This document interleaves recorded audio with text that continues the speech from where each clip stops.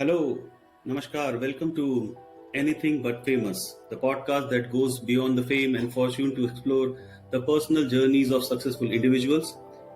In each episode, I bring you fascinating stories of people who have achieved great things in their career but who are often overlooked by the media and the public. Today, I'm excited to have my little sister, Powerpuff Girl, Apoorva Srivastava, who used to be a data scientist and now a co-founder and a CEO of Fledgling Wings, which is a South Asian clothing brand based out of New York. Apoorva has worked with some of the biggest names in the tech industry, including Oracle, Blue Optima, Suzy. But beyond her impressive professional accomplishment, Apoorva has a unique story to tell. In this episode, Apoorva shares her personal journey from growing up in a small town city of Prayagraj, India, to pursuing a career in technology and navigating the challenges and opportunities along the way. We will hear about her passion for a new venture, her love of learning new things, and what's in the journey and the passion of a new venture, Fledgling Wings. So join me for an inspiring conversation with Apoorva on Anything But Famous, the podcast that celebrates the stories behind the success. So thanks Apoorva for joining me in my fourth episode of this podcast. Welcome once again. Before I start my conversation by asking you multiple questions one after the other, I would want you to introduce yourself to my audience, and let's take it from there. Okay, all right.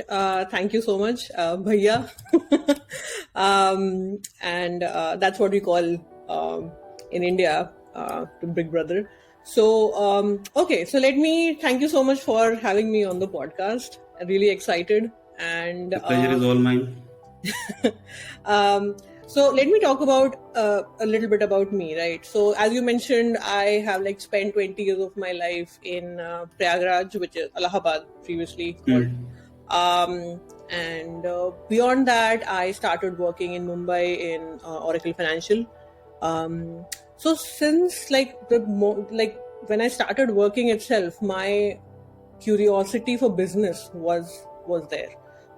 Apart from my day-to-day job duties, I was very curious about how the entire platform works, how the product interacts with the clients, how things work in general. So I was very curious, and I used to talk to my bosses about this, nudge them all the time that how does this work, how does that work, how things work at a very high level, right?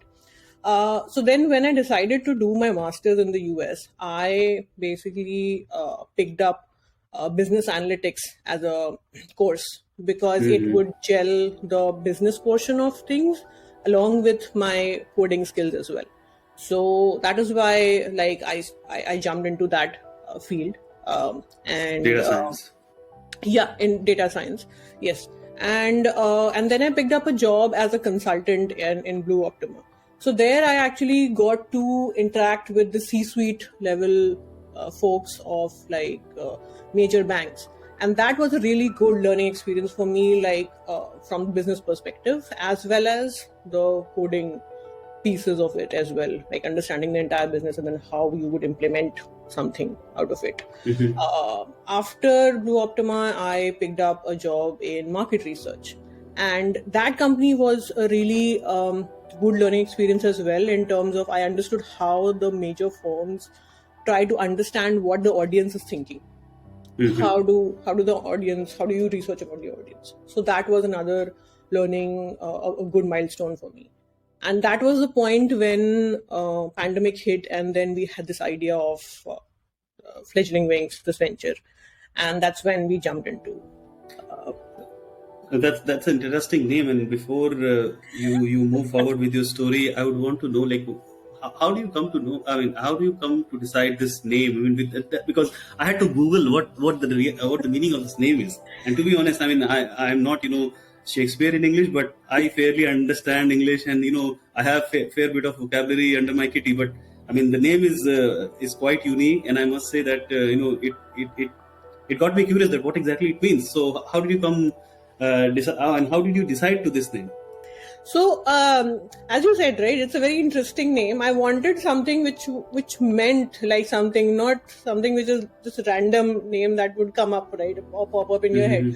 So, fledgling wings is basically that the idea newborn that bird. we are basically providing the wings to the South Asian women in the US to look more confident, feel more confident, and go ahead and conquer the world.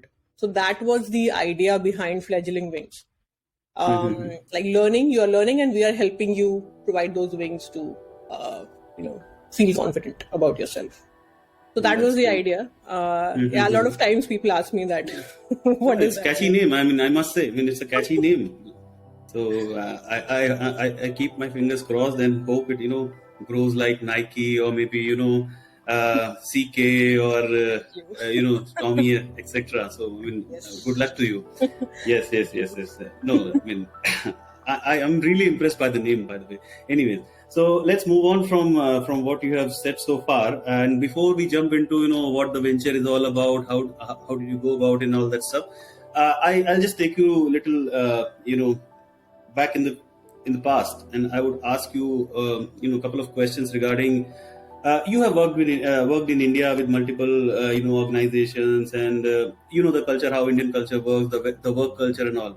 So when you moved to the US, how was the cultural shock or the shift, I must say, and how did you cope up with that, and what was it like? I mean, if you explain to my audience, because there are so many people who would want to know that, okay, you know whosoever suddenly goes there and starts working there. And definitely, before you answer this question, I must say that when you started your MBA, right, and the data science career, how it was different from the way we conduct ourselves or the way we learn things here, how it was different, because I wanted to compare things.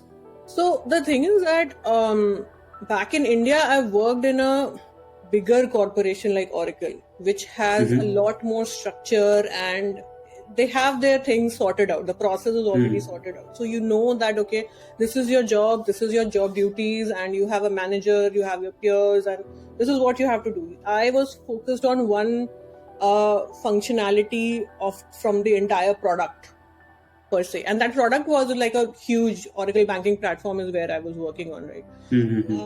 But when I moved to the US, when I started working as a data scientist, I joined a startup, which is a Blue Optima. So working with a startup, and that too, it was a UK based startup. So the entire culture was quite different from a bigger corporation. It was really flat, and like you could just go up to the CEO. I would actually have like weekly meetings with the CEO, and whatever you have in mind, you talk about it. So I So it don't was know, like basically a flat hierarchy rather than a yeah, like pyramid. rather than a set process, like it was more like intuition that, okay, this makes more sense, let's do this, right? And one more thing was that because I was in a startup, my focus or my job duties was not focused on just one small part of the product. It was I was actually handed over an entire client, and I was like working for them. I was basically said that, okay, this is your client, you are going to be working for them, and you need to figure out how you are going to find out what would make sense for them and get a product in. So So that you were was given free hand at what you have to yeah. do to get that thing done. Yes, That's basically exactly. what you want to say. Yeah. Yeah, I mean, So my that's a good. interaction was like with the directors, with the senior directors, with like, I would say that I had gone up to the person who was like just 3 levels down the CEO of a $1 trillion bank. So that was the kind of exposure I got. Yeah, exposure you got. Yeah, Yeah, and yeah. I think that kind of exposure actually gives you a confidence that, okay, yes, if I can talk and interact with the person at that kind of hierarchy, I would be able to take up more bigger things and more bigger roles in my life. That And I was one think of that the actually, and that gives you boosts your confidence, that gives you that kind of nick that, okay, you can go ahead and do something more beyond what you are doing right now. Yeah, right? that was something, because I was able to convince them that, you know what, let me do something for this and for you, which is going to be really helpful. And then we made money out of it. So, That is more important, actually. so yeah, that was really exciting for me. Yes. So let's talk about the idea that you had about this new venture. You are the co-founder and the CEO of this venture. You said that during the pandemic this idea hit and you started working on it. So just briefly explain, like, how did you come across this idea, and what made you, go for it, and then what are the steps? I mean, not necessarily that you have to go into the the intricate details about it, but yes, I would want to know, like, how exactly, because I mean, opening a business in India, I mean, still it's a mammoth task, because you have to go to certain people, you have to get registered your company, and then you have to find a CA, and then do a lot of circus. So, and I'm sure these things must have been in your mind. So how did you go about it? What did how did you plan, and what exactly you did to arrive at where you are right?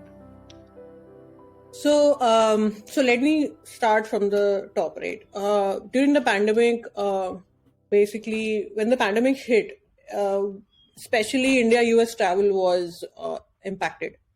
Yeah. And because of which, like, parents wouldn't travel, you couldn't go back to India, right? Hmm. And that's when we realized that, like, me and my husband, we realized that, like, especially us Indians, we were dependent um on going to India or India travel to get those ethnic clothing, like festive clothing.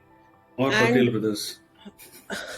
no, Patel Brothers is for the grocery store, right? I know. I mean, it's a kind of place where you get almost everything from There was India. not much access to those trendy new style Yeah, yeah, festive clothing, definitely. right? So what everyone would do is that you go to India, you get something, or a friend is coming, Yeah. you get something, right? But then because of the travel ban, that was not an option. And then we Option, yeah, realized that, that was you know not what, an we are living here, and we should have access to clothing here in the US rather than being dependent on India, for that matter. So that's when we basically said that we should do something. It's a nice, interesting gap, and we should do something about it. So That's it. we went into this piece, and like the CA thing or the back end things that you were talking about. So that those things were handled by my husband. We basically Googled everything. We Googled and figured out that, okay, what needs to be done, like the basics, everything should be in the proper paperwork and all that. So those things, like, he figured out that, okay, let's do this way, this way, this way. My contribution, or my part, is basically more about the front end pieces, the marketing pieces, getting the vendors in, getting the quality, those kinds of things is what my forte is. Forte. He is handling the more of a the accounting pieces and the coding pieces of things, the back end pieces, basically. That's So interesting. wherever there's an interaction, wherever there's a business deal that needs to be happening, or a strategy in terms of creativity or anything, that is something which I would handle. So that is how we, like, distributed the work. And we both, at that time, we both were part-time on this business, because we also wanted to figure out that, can we do this? Is this Yeah. something which we would want to venture into? Because I have, like, both of us, there's no business background in our entire clan whatsoever. We So are all, bunch of everybody is service a class service people. class. Yeah, everybody Yeah. is a service class. So we were like, let's just see. So we took, like, small steps towards it. Um, Now about the venture, right? So like I said, that the travel ban was something that pushed us into that. Okay, this seems like a really nice gap, and let's jump into it. And while we were working and talking to people about it, getting their inputs in, and uh, getting those Diwali clothing and everything, I was in the process of thinking that, what if we go into the everyday wear also, not just That's the a good ethnic wear? idea. Mm-hmm. So with the everyday wear, what happened was that, like, I was like, in the US, there's already a lot of things available. Why would someone buy from us, right? And how are you going to differentiate yourself? And that's when we stumbled upon the thing that, you know what, the South Asian body type, the Indian body type, is very different from the American body type. But the clothes that Absolutely, you yeah. get here are all American. Based on American body type, the height and Yeah, they are everything. So, stitched yeah, according to the American body type. But yeah. then what happens is that when we go and shop for those clothes, a lot of times we have this struggle that, you know what, this jeans is not fitting very well, or this top Let's is go to not. the kids section, see if Yeah, it's you go to the something, kids section, you don't Yeah, have a lot of variety, and there's a deep neck, I can't wear these kinds of clothes. yeah, yeah. And then what happens is that we start questioning our own body. We are like, you know what, I am fat. I need to reduce weight because these clothes are not fitting me, right? Mm-hmm. So I started talking to like different types of women across in the US, my friends and all. And they said that, you know what, I never had this problem in India, the fit issue. Because But the body type was there. exactly. So the The clothes in manufacturing India was are done made according to their body. our body type. Yeah, Right. yeah. So that is when I was like, you know what, this is a much interesting problem, and we should definitely jump into Address this. this, yeah, of course. So now we are basically an everyday wear exclusively for South Asian women for the South Asian body type. So we are providing access to those clothes to the South Asian women so that they look more confident, they feel more confident, and not question their own bodies, because that has a long-term impact on your No, definitely. I mind mean, as well. it impacts psychologically. It Yes. impacts you in a physical way, and I mean, definitely, if you feel good about your body, if you feel good about your attire, definitely it boosts your confidence, and it boosts your mood as well while you're Yes. working. While I mean, on a Exactly. daily basis, it impacts. So Exactly. that's It true impacts fact. like everything. Like if you're comfortable in your body, if you're comfortable in a group of American women you are like, okay, you know what, she is looking good, but I need to hide my body because I am fat or the clothes are not fitting me. So that actually impacts a lot of things. It spills around a lot. So that is something which we want to. I can correlate with it because I'll tell you. You know how I have been through in terms of running and fitness stuff. Post COVID, I was really struggling to even run or even walk since last 11 months. I have been Oh, struggling to do any stuff in terms of keeping myself fit. okay. Fortunately or unfortunately, what has happened, in last 1.5 months, I lost 10 kgs. And Okay. even right now, all my, 2 years clothes, I can, fit into it. And, I feel good, at least in terms of, my body and in terms of my, I am at least happy in terms of how I look right now because I had put on like 12 kgs extra, Okay. and in last 35 days I've just shed those 10 kgs. So I mean it's Looks like really good.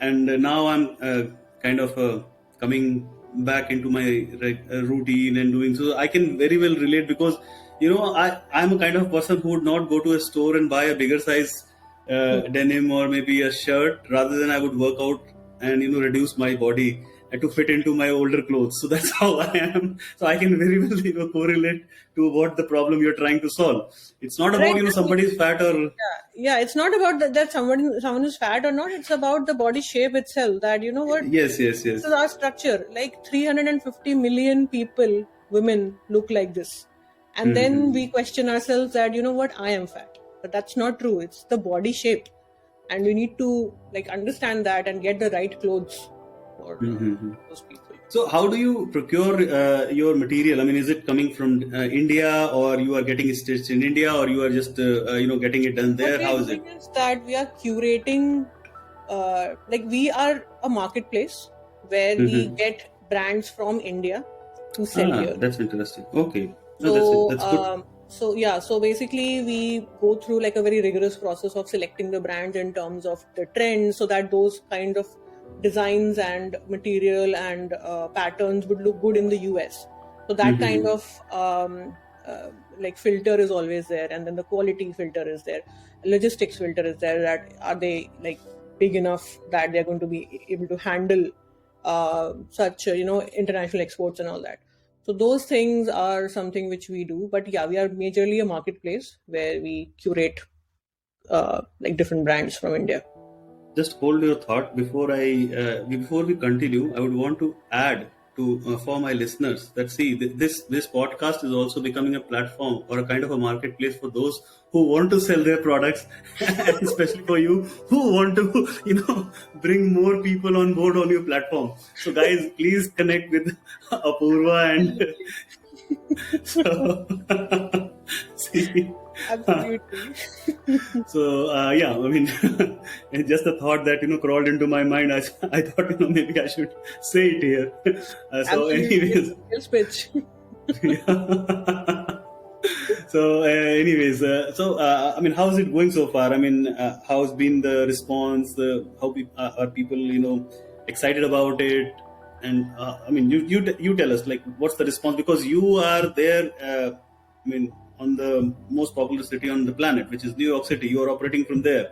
So how has been the journey so far in terms of setting up everything, how big your team is, and all that stuff, and then how has been the response so far from the people? Because New York is a kind of fashion capital, if not anything else. So in terms of the team, so we are basically like two of us are working, and other than that, we have like bunch of freelancers across. Like we are a bootstrapped business, so we have like freelancers from different departments that work on their own time, completely remote, flexible. So that is what that is where we are. And in terms of like how is it going? So we have launched this everyday wear, casual wear idea in January. So we started working properly. Like I basically transitioned full time into this role this January 2023. So since then we have like trying to understand like what is the audience reaction and what is the interest, and getting all those basics set up and all that. So that is where we are in terms of like basically understanding the customer and getting our like enhancing the product offering and the website accordingly. So that's where we are. And how about the response? Oh yeah, the response. Yeah, right. So I am basically so we are getting like good orders, and so nobody gives reviews. That's another issue. But we are. No, but if people are buying, that means, I mean, that's the bottom line. I mean, Yeah, but people can nobody. give in. Right. I can't just show my Shopify data that look these are the orders, right? So yeah. Maybe you can run a campaign where you can add 5% cashback or something for Getting good reviews, reviews something like that. is something which is Important. like a hassle, Very like important getting now. reviews Yeah. out of people, because it's like, please give us some review, and then nothing. It's like pin drop silence. I mean, there are people who have like ordered 3 times and They still have not given any review. no review. So like we are a budding brand, new brand, so reviews are definitely really Yeah, definitely welcomed, and essential for any budding. exactly. Yeah. So yeah, That's true. from those points, like we are that is where we are. And other than that, like when I'm like talking to more women and understanding like what is their pain point, so I'm still revolving around the same thing. It's basically the same thing is coming up again and again, the same issue. So that is more of a validation for us that we need to work on the website, get the products and everything set, and make sure that people give reviews. So that's where we are. Okay. So let's deviate from this to your personal front. So right now, how do you manage your day-to-day life? Because I'm sure running a business and running a house are two different ball games. How do you cope up? How do you do that nowadays? Because So my husband and I, we divide chores at work, at home, and we both work from home, so that's a good thing. And basically, whenever like, you cook, you do it together, wash together, clean together. So then that's basically everything is divided. So that is That is how we are managing. But yeah, if both of us are super tired, then takeout is the only option. So That's pretty much story in every household in India, because now everybody is working. So if you are not ready to cook, or if you're not in a mood to cook, definitely you have Swiggy and Zomato. yeah, Are always there to help you out. So yeah, yeah. yeah. And in terms of expansion, like, I'm sure, I mean, right now is not maybe not the right question to ask, but I mean, maybe just for the sake of questioning, what are your plans? I mean, are you going to expand beyond the scope of East Coast? You're going Midwest and then the West Coast, or is it like you're planning to launch something back here in India? How is it like? What is the thought? So in terms of expansion, basically, we are catering all across US. Oh, that's good. So not just the East Coast, it's basically East Coast, West Coast, southern part, northern, Midwest, everything. And we And also Canada. have, huh? And Canada. Yes, and we also have basically international shipping as well. So it's basically like we can ship all across. So we have some orders from India as well. So I mean, it would depend that, let's say, which country gets more traction, so we'll focus there. But at this point, the entire focus is on the US. On the US. And that's good. Since we are approaching to the end of this conversation, couple of things I would like you to give gyan to the audience, or especially to the female fraternity who are looking forward to start up their own venture. I mean, it could be in any form, in any uh, dimension of whatever they want to start or begin with. What kind of suggestion, or what kind of pitfalls you want to warn them about? Because I mean, you being now, I would say, at least you have some exposure to the pitfalls and the areas where people need to look out before even they start off something. Even the thought is there that, okay, I want to start, but from there, what are the impediments that you have seen, or what you have come across, and what you want to tell it to the future entrepreneurs, especially the women who wants to get into this? So, like from the learning perspective, like so far, we have like a lot of learning. Definitely, learning is definitely there compared to anything else.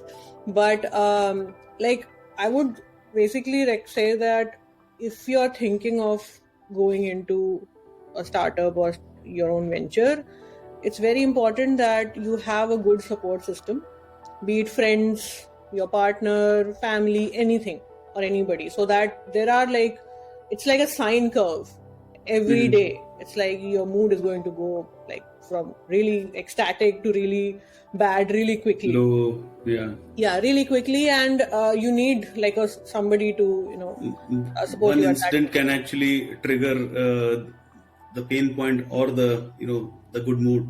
Yeah, exactly. So you need like a good support system, and without judging you, somebody who can handle you or support you. And then the other piece is that have enough savings, because getting into a business requires a lot of mental effort, physical effort, and financial effort just to start off. So it's like savings is definitely an important part of it, and that was one of the reasons why we basically did like for so long part-time, because we were like let's get the savings in place so that the peace of mind is there for emergency funds. That's like really, really important, especially as a woman. It's really important because that is in the US, like medical bills and all that, they rise up really quickly. So you Atrociously high. Yeah. Even for a root canaling, I have seen people are spending $12,000 and $15,000 for one tooth. Easily. I mean, that's ridiculous. Yeah, easily. I had something done, not something done. Like I basically went to a clinic and the bill was like $5,000 for me. So you need to have that emergency fund definitely to run you, at least for medical bills and your basic day-to-day expenses. Other than that, like in terms of the red flags, like you said, that what should be the things that you should watch out for, right? I think as a female entrepreneur, I've noticed like I've interacted with like people in the US, in India, and like especially like vendors, all sorts of different hierarchies of people, right?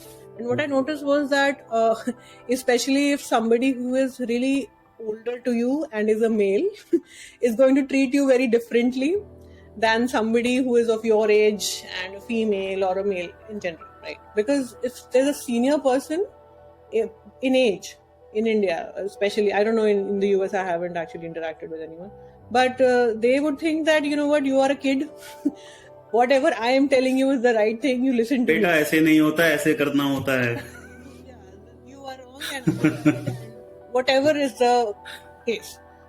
So I think handling those kind of people is really No, important. but that's the Indian way of taking care of your mistakes. Don't you Exactly. think? So you need to And because by default they assume and they take up that void of yeah, yeah. giving you as a parental guidance type Exactly. Parental stuff. guidance is what is like, they think that she needs that, even though he's not my father. But he'll be like, no, I am your father, you listen to me. Yeah. And then there'll be like 50 others who will be like, you know what, Okay. I'm your father, to listen to me. So then those things are like, you need to be careful. No, that's a typical Indian way of doing business or taking care of someone who is not even Yeah. who doesn't even require that attention or care.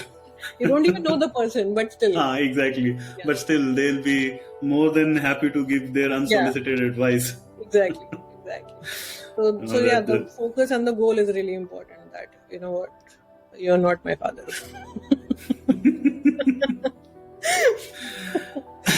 That's a good thing to conclude this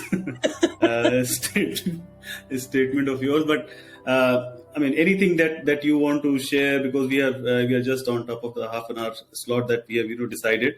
So anything that you want to add, or want to advise, or you want to say in this podcast, which might get some traction from the audience, and people would want to listen to you, and definitely in future maybe I would want to invite your husband, both the entrepreneurs in my podcast, and then we can talk a little bit more on the internal conflicts that you may have had and how the CEO and the CFO have fought together. That would be fun.